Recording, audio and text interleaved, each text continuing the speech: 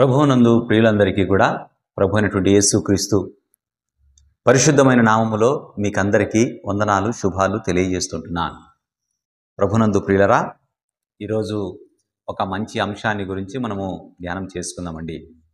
మీరు ఆల్రెడీగా థంబ్నెయిల్ చూశారు కాబట్టి ఈరోజు మనం ధ్యానించుకున్నటువంటి అంశం దాసులు స్వతంత్రులు అనేటువంటి ఈ అంశాన్ని గురించి మనము ధ్యానం చేసుకుందామండి. మన దేశానికి స్వాతంత్రం రావడానికి సుమారుగా 100 సంవత్సరాలు స్వాతంత్ర పోరాటం అన్నది జరిగించినట్లుగా మనకు చరిత్ర చెప్తా ఉంది. మన దేశానికి స్వతంత్రం కావడానికి ఎంతోమంది ప్రాణాలు త్యాగం చేసిన వాళ్ళు, ఎన్నో కుటుంబాలు, ఎంతోమంది గొప్ప గొప్ప వాళ్ళు చరిత్రలో మనకు కనబడుతూ ఉన్నారు.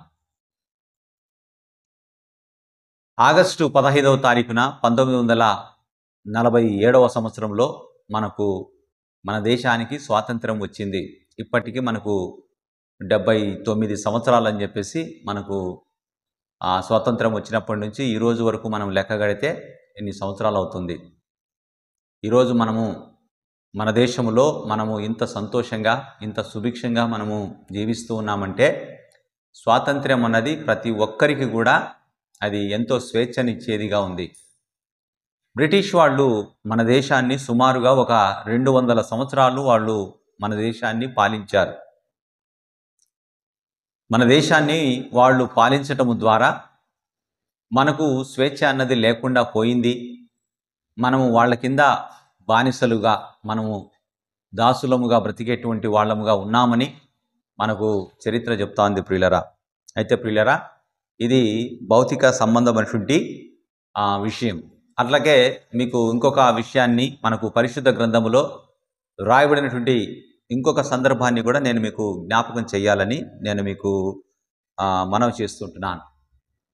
ప్రభునందు ప్రియులరా, ఇశ్రాయేలు ప్రజలు ఐగుప్తు దేశంలో వాళ్ళు సుమారుగా ఒక 430 సంవత్సరాలు వాళ్ళు ఆ దేశంలో వాళ్ళు దాసులుగా జీవించారు. వాళ్ళు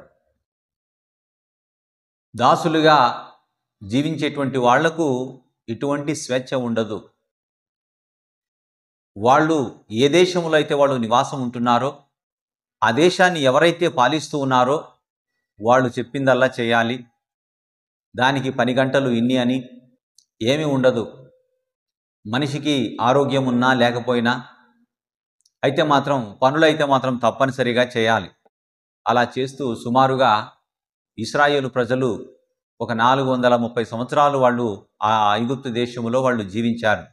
అయితే యెహోషువ నాయకత్వంలో దేవుడు వారి పితరులకు వాగ్దానం చేసినటువంటి దేశం, మంచి దేశం, పాలు తేనెలు ప్రవహించేటువంటి దేశం, కానాను దేశం అనేటువంటి ఆ దేశాన్ని దేవుడు వారికి యెహోషువ నాయకత్వంలో వారిని ఆ దేశంలో ప్రవేశపెట్టినట్లుగా మనకు పరిశుద్ధ గ్రంథంలో మనం చూస్తున్నాం. ఎప్పుడైతే వాళ్ళు ఆ దేశాన్ని వాళ్ళు సొంతం చేసుకున్నారో అప్పుడు వాళ్ళు ఎలాగా పిలువబడుతున్నారంటే వాళ్ళకంటూ ఒక సొంత దేశం, ఇది మా దేశం అని పిలువబడేదానికి అవకాశం ఉంది. ప్రియులరా, ప్రభునందు ప్రియులరా, మీకు పరిశుద్ధ గ్రంథములో కొత్త నిబంధన గ్రంథములో అపోస్తులైనటువంటి పౌలు చెప్పినటువంటి ఒక సత్యాన్ని నేను మీ ముందుంచాలని నేను ఎంతో సిద్ధపడ్డాను, ప్రార్థనాపూర్వకంగాను.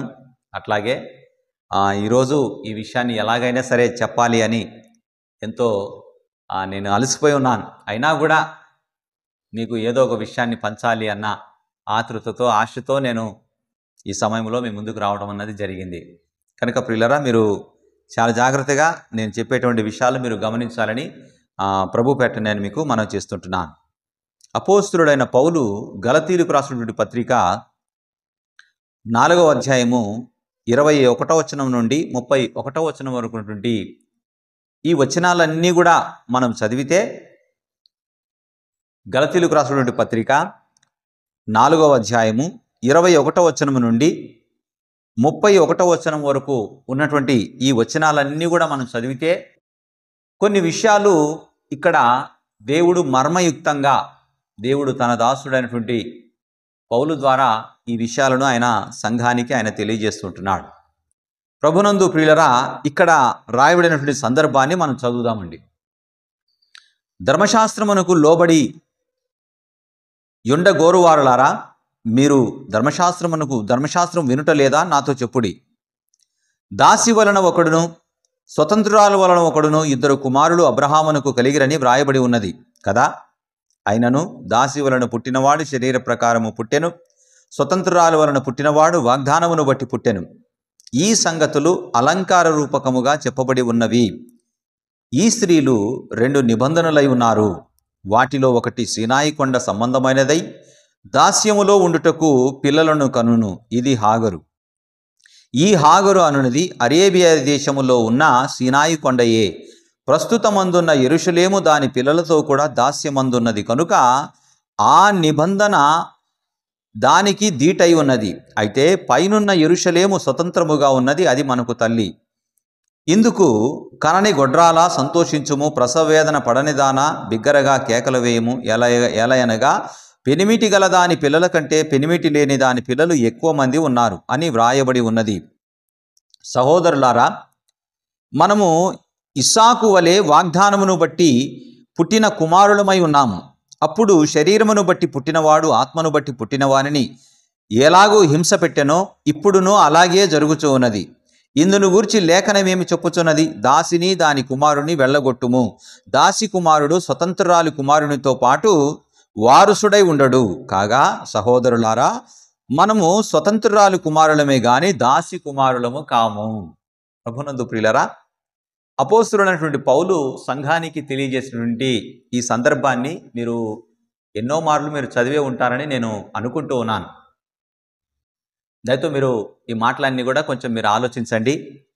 ఈ విషయాలన్నీ కూడా అపోస్తలుడైనటువంటి పౌలు అబ్రహామును, శారాను, హాగరును, అలాగే వాళ్ళ పిల్లల్ని ఆయన వీళ్ళను చూపిస్తూ ఒక విషయాన్ని ఆయన చెప్పాలని ఆశిస్తున్నాడు ఆయన.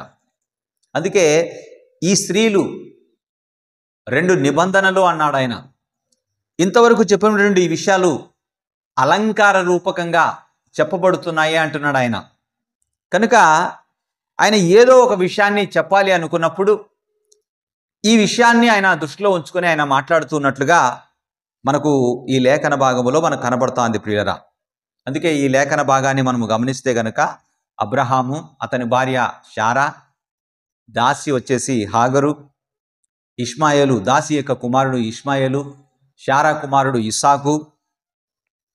అలాగే దాసి అనగానే మనకు ఏం గుర్తుకు రావాలంటే సీనాయి కొండ.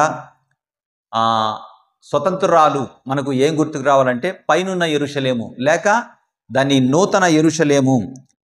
నూతన యెరూషలేము అన్నది ఆత్మానుసారంగా ఉంది, హాగరు అన్నది శరీరానుసారంగా ఉంది. ఇంకా మీకు బాగా చెప్పాలంటే పాత నిబంధన, కొత్త నిబంధన.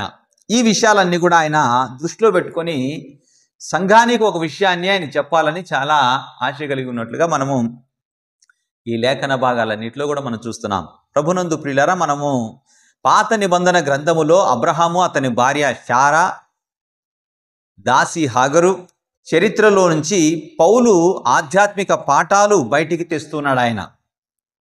వారు నిజంగా గత చరిత్రలో ఉన్నవారు అని అతనికి తెలుసు. అందుకే ఈ విషయాన్ని వాళ్ళను చూపిస్తూ ఒక విషయాన్ని సంఘానికి అని చెప్తూ ఉన్నాడు. కనుక మీరు ఈ విషయాలు మీరు కొంచెం ఆలోచించాలని ప్రభు పెట్ట నేను మీకు మనవి చేస్తుంటున్నాను. ఆధ్యాత్మిక సత్యాలకు, సాదృశ్యాలకు సూచనగా లేక చిహ్నాలుగా పౌలు వారిని ఇక్కడ సూచిస్తూ ఉన్నాడు. అబ్రహామును, శారాను, హాగరును, ఇష్మాయేలును, ఇస్సాకును వీళ్ళను ఎందుకు సూచిస్తున్నాడంటే వాళ్ళను సాదృశ్యాలు, సూచనలు లేకపోతే చిహ్నాలు అని వారిని చూపిస్తూ ఒక విషయాన్ని ఆయన సంఘానికి చెప్తున్నాడు ఆయన. ఆ విషయాలు మీరు గ్రహించాలని నేను ప్రభు పెట్ట నేను మీకు మనవి చేస్తుంటున్నాను ప్రియులరా. ఇంకొక విషయం ఏంటంటే పాత నిబంధన గ్రంథములో మనం చూస్తే గనక సన్నిధి గుడారము, ధర్మశాస్త్రం మొత్తము కూడా ఆధ్యాత్మిక విషయాలకు నీడలే, అంటే ఛాయా సంబంధమైనది. నిజస్వరూపం అన్నది క్రీస్తులో ఉన్నది. ఆ మాటకొస్తే క్రీస్తు స్థాపించిన క్రొత్త నిబంధనలోని ఆధ్యాత్మిక వాస్తవాలకు పాత నిబంధన గ్రంథం మొత్తం సాదృశ్యం, చిహ్నం, సూచన లేక నీడ అని కూడా చెప్పవచ్చు. కనుక మీరు ఇంతవరకు మనం చదువుకున్నటువంటి ఈ విషయాలన్నింటిలో కూడా మరుగు చేయబడినటువంటి సత్యాలు ఇవి. కనుక ప్రియులారా, మీరు దయతో ఈ విషయాలన్నీ కూడా మీరు ఆలోచన చేయాలని నేను ప్రభు పెట్టనే మీకు మనవి చేస్తుంటున్నాను. మీరు దేవుని యొక్క వాక్య భాగంలో నుంచి 24వ వచనంలో నుంచి మనము 24-5 వచనాలు కనుక మనం ఆలోచన చేస్తే, ఇక్కడ ఇంతవరకు చెప్పినటువంటి విషయాలు అవి దేనికి సంబంధించినవంటే 2 నిబంధనలకు సంబంధించింది. వాటిలో ఒకటి సీనాయి కొండ సంబంధమైనది, దాస్యములో ఉండడానికి పిల్లలను కన్నది.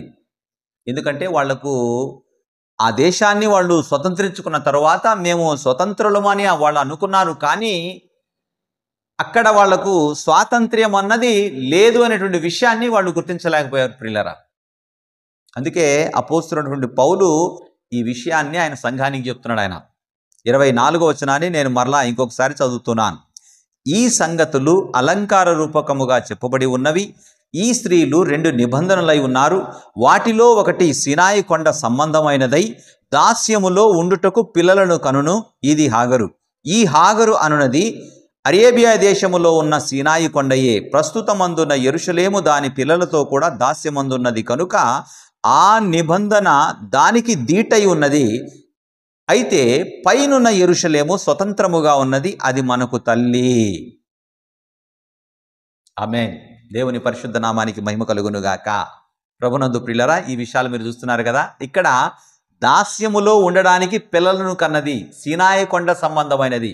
సీనాయి కొండ సంబంధమైనది అనగానే మనకి ఏం గుర్తుకొస్తుందంటే, దేవుడు మోషే ద్వారా ఇశ్రాయేలు జనాంగాన్ని నడిపించడానికి వారికి ఒక చట్టం కావాలి కనుక దేవుడే వారికి ఆయన ద్వారా ఆ చట్టాన్ని ఇచ్చాడు.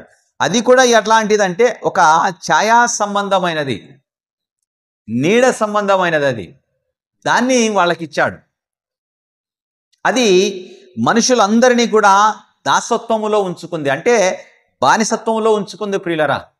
దానికి స్వతంత్రం అన్నది ఎంత మాత్రం కూడా లేదు అనేటువంటి విషయాన్ని ఇక్కడ చాలా స్పష్టంగా అపోస్తలుడైనటువంటి పౌలు చెప్తూ ఉన్నాడు. అయితే మీకు మరలా ఇంకొక రెఫరెన్స్ కూడా నేను మీకు చూపించాలని నేను ఆశిస్తున్నాను. ఇదే గలతీ పత్రికలో 3వ అధ్యాయము 10వ వచనాన్ని మనం చూద్దాం. గలతీ పత్రిక 3వ అధ్యాయము 10వ వచనాన్ని మనం చూద్దాం. ధర్మశాస్త్రము విధించిన క్రియలకు సంబంధులందరూ శాపమునకు లోనై ఉన్నారు. ఎందుకనగా ధర్మశాస్త్ర గ్రంథమందు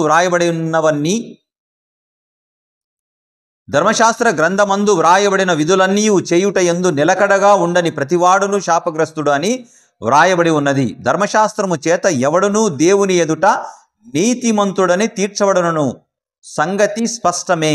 ఏలయనగా నీతిమంతుడు విశ్వాసమూలముగా జీవించును. ప్రభునందు ప్రియులరా, ఈ లేఖన భాగాన్ని కూడా మీరు ఆలోచించండి.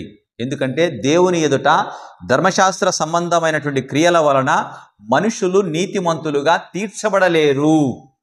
దేవుని యొక్క వాక్యమే చెప్తూ ఉంది. ధర్మశాస్త్ర సంబంధమైనటువంటి క్రియలకు సంబంధించినటువంటి వాళ్ళందరూ కూడా వాళ్ళు శాపానికి లోనై ఉన్నారు అంటున్నాడు ఆయన. అందుకే రాయబడి ఉన్నది అంటున్నాడు ఆయన. రాయబడినటువంటి విషయాన్నే ఆయన మరలా తిరిగి సంఘానికి ఆయన ఎత్తి చూపిస్తూ ఉన్నాడు ఆయన. ఈ విషయాన్ని కూడా మీరు గమనించాలని నేను ప్రభు పెట్టనని మీకు మనవి చేస్తుంటున్నాను ప్రియులరా. అట్లాగే మనము గలతీ పత్రికలో ఇంకొక విషయం అక్కడ మనకు రాయబడినటువంటి విషయాన్ని మనం చూద్దాం. సీనాయి కొండ దగ్గర దేవుడు మోషే ద్వారా పాత నిబంధన విధి, అంటే ఇది హాగరుకు సంబంధించినది. ఇది మనము నిర్గమాకాండం 19వ అధ్యాయం మనం చదివితే కనుక అక్కడ చాలా విషయాలు చెప్పబడ్డాయి. దయతో మీరు నిర్గమాకాండం 19వ అధ్యాయాన్ని మీరు చదవాలని ప్రభు పెట్టనని మీకు మనవి చేస్తుంటున్నాను. క్రీస్తు ఇచ్చిన క్రొత్త నిబంధన ప్రతినిధి శారా. మనకు ఈ విషయం మనకు ఎక్కడ కనబడుతుందంటే మత్తయి సువార్త 26వ అధ్యాయము 28వ వచనంలో ఈ విషయంలో మనకు కనబడుతుంది ప్రియులరా. హాగరు దాసి సంతానం అబ్రహాము పుట్టుక నుంచి స్వాతంత్రము గల సంతానముగా లెక్కలోనికి రాలేదు ప్రియులరా వాళ్ళు. ఎందుకంటే వాళ్ళు ఇష్మాయేలు యొక్క సంతానాన్ని దేవుడు లెక్కలోనికి తీసుకోలేదు ఆయన. వాళ్ళు అబ్రహాము సంతానం అయినప్పటికీ వాళ్ళను దేవుడు లెక్కలోనికి తీసుకోవడం లేదు ఆయన. దీనికి సంబంధించినటువంటి పరిశుద్ధ గ్రంథంలో ఒక లేఖన భాగాన్ని నేను మీకు చూపించాలని నేను ఆశిస్తున్నాను. రోమపత్రిక అపోస్తుడైనటువంటి పౌలు రోమీలకు రాసినటువంటి పత్రిక 9వ అధ్యాయము 7వ వచనాన్ని చదువుదాం. 7వ వచనం, 8వ వచనం, 9వ వచనం. అబ్రహాము సంతానమైన అంత మాత్రము చేత అందరును పిల్లలు కారు గాని ఇస్సాకు వలనైనది నీ సంతానము అనబడును. అనగా శరీర సంబంధులైన పిల్లలు దేవుని పిల్లలు కారు గాని వాగ్దాన సంబంధులైన పిల్లలే సంతానమని ఎంచబడుదురు. వాగ్దాన రూపకమైన వాక్యమిదే, మీదటికి ఈ సమయమునకు వచ్చేదను, అప్పుడు శారాకు కుమారుడు కలుగును. ప్రభునందు ప్రియులరా, రాయబడినటువంటి ఈ విషయాలను మీరు మనసు పెట్టి మీరు ఆలోచించాలని ప్రభు పెట్టండి నేను మీకు మనవి చేస్తున్నాను.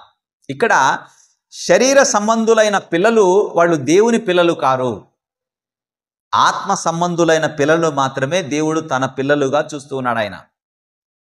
మరి ఆత్మ సంబంధులైన పిల్లలు అంటే ఎవరు వాళ్ళు? అయితే మీరు ఆలోచించండి. ఇస్సాకు వలనైనది నీ సంతానము అనబడును. ఇస్సాకు వాగ్దానమును బట్టి పుట్టినవాడాయన. ఇష్మాయేలు దాసి కుమారుడు, హాగరు సంతానం. ఈ రెండు విషయాలు ఆయన చూపిస్తూ రెండు నిబంధనల గురించి ఆయన చెప్తూ ఉన్నటువంటి సత్యాన్ని మీరు గ్రహించాలని. ఒకటి దాస్యములో ఉండటానికి, ఇంకొకటి స్వతంత్రంగా ఉండడానికి వాళ్ళిద్దరు కూడా పిల్లల్ని కన్నట్లుగా మనము దేవుని యొక్క వాక్యములో మనం చూస్తున్నాం. ఈ వాక్యములో ఈ సందర్భంలో ఇంకా మనం ఏం చూస్తున్నామంటే ఇస్సాకు వలనైనది నీ సంతానము అనబడును అంటే శారా యొక్క కుమారుడే కుమారుడుగా పిలువబడుతున్నాడు. అందుకే మనం గలతీ పత్రికలో మనము ఆ చివరిలో మనం ఏం చూస్తున్నామంటే దాసిని దాని కుమారుణ్ణి వెళ్ళగొట్టుము. ఎందుకంటే స్వతంత్రురాలి కుమారునితో పాటు దాసి కుమారుడు అతనికి హక్కులేమి ఉండవు అని దేవుని యొక్క వాక్యమే చెప్తాంది. ప్రియులరా, నేను చెప్పట్లేదు ఈ విషయాలన్నీ కూడా నేను చెప్పట్లేదు. ఇంకా కొన్ని విషయాలు కొన్ని విషయాలు మీరు గమనించాలని నేను ప్రభు పేట నేను మీకు మనవి చేస్తుంటున్నాను. హాగరు మోషే ధర్మశాస్త్రానికి దాన్ని ఇచ్చిన సీనాయి కొండకు పాత నిబంధన ఆచారాలకు కేంద్రమైన ప్రస్తుతమందున్న యెరూషలేము గుర్తుగా ఉంది అనేటువంటి విషయాన్ని మీరు గమనించండి. పాత నిబంధన శరీర సంబంధమైన బానిసత్వానికి గుర్తు అని అపోస్తులుడైనటువంటి పౌలు సంఘానికి ఆయన గుర్తు చేస్తూ ఉన్నాడు. 26వ వచనంలో మనం ఏం చూస్తున్నామంటే పైనున్న యెరూషలేము, అయితే పైనున్న యెరూషలేము స్వతంత్రముగా ఉన్నది, అది మనకు తల్లి స్వతంత్రముగా ఉంది. శారా కొత్త నిబంధనకు ఆధ్యాత్మిక వాస్తవాలకు కేంద్రమైన నూతన యెరూషలేముకు గుర్తుగా ఉంది. హెబ్రీ పత్రిక మీరు 12వ అధ్యాయము 22వ వచనాన్ని మీరు చూస్తే గనక చూద్దామండి ఆ మాట. 12వ అధ్యాయము 22వ వచనం. ఇప్పుడైతే సియోనను కొండకును జీవము గల దేవుని పట్టణమునకు అనగా పరలోకపు యెరూషలేమునకు వేవేల దూతల యొద్దకును పరలోకమందు వ్రాయబడి ఉన్న జ్యేష్ఠుల సంఘమునకును వారి మహోత్సవమునకును అందరి న్యాయాధిపతి అయిన దేవుని యొద్దకును సంపూర్ణ సిద్ధి పొందిన నీతిమంతుల ఆత్మల యొద్దకును క్రొత్త నిబంధనకు మధ్యవర్తి అయిన యేసు నొద్దకును హేబేలు కంటే మరీ శ్రేష్టముగా పలుకు ప్రోక్షణ రక్తమునకును మీరు వచ్చి ఉన్నారు. అంటే ఒకప్పుడు మీరు దాసత్వములో ఉన్నారు. ఆ దాసత్వములో ఉన్నటువంటి మిమ్ములను దేవుడు తన కృపచేత మిమ్మల్ని విడిపించాడు మీరు స్వతంత్రులుగా ఉండటానికి. ప్రభునందు ప్రియులరా, ఒక విషయాన్ని మీరు గమనించండి. ఏంటి అంటే మనకు బానిసత్వం లేదా దాసత్వం అన్నది ఇక్కడ మనకు కనబడుతుంది. అంటే ఈ లోకములో మనకు కనబడతా ఉంది.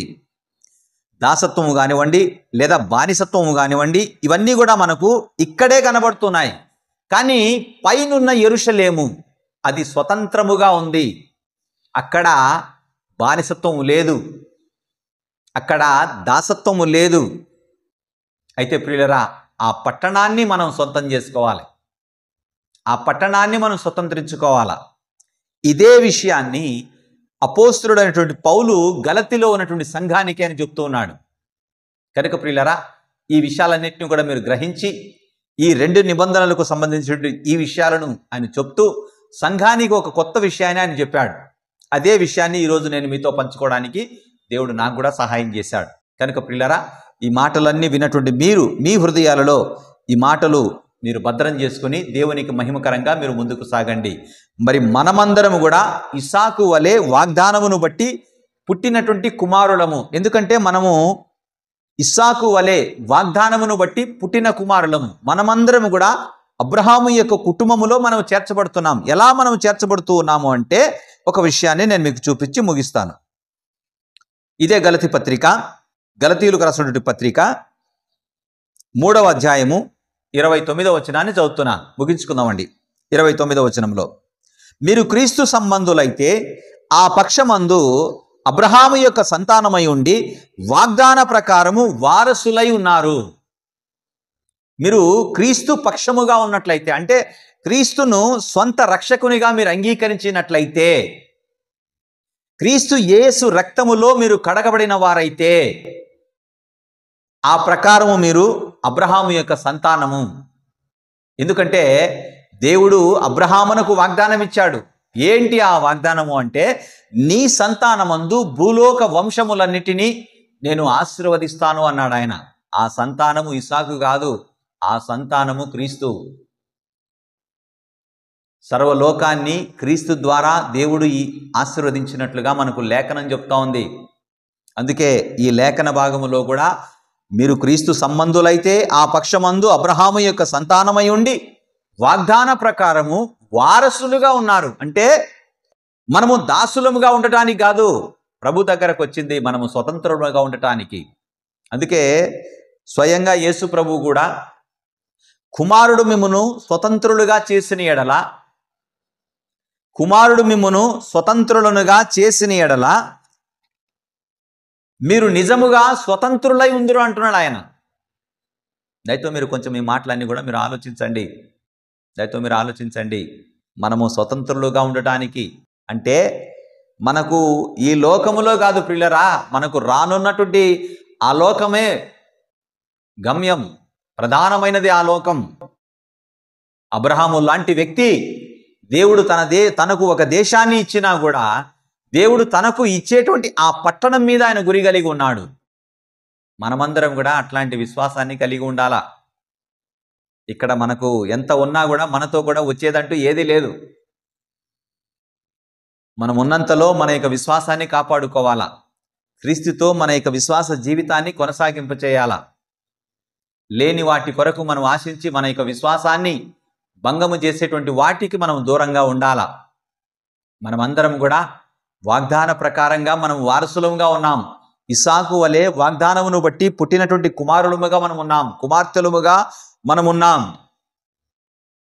దాసి కుమారుడు మనతో పాటు ఎంత మాత్రం కూడా అతనికి ఏ విషయంలో కూడా స్వాతంత్ర్యం అన్నది ఉండదు ప్రియులరా. కనుక ప్రియులరా, ఈ మాటలన్నీ విన్నటువంటి మీరు మీ హృదయాలలో ఈ మాటలు మీరు భద్రం చేసుకొని క్షేమముగా మీరు ముందుకు సాగాలని మీ అందరికీ కూడా ఈ మాటల ద్వారా మీకు తెలియజేస్తుంటున్నాను. దేవుడి మాటలు దీవించి ఆశీర్వదించునుగాక. అమ్మ అందరికీ వందనాలు, అయ్యా అందరికీ వందనాలు.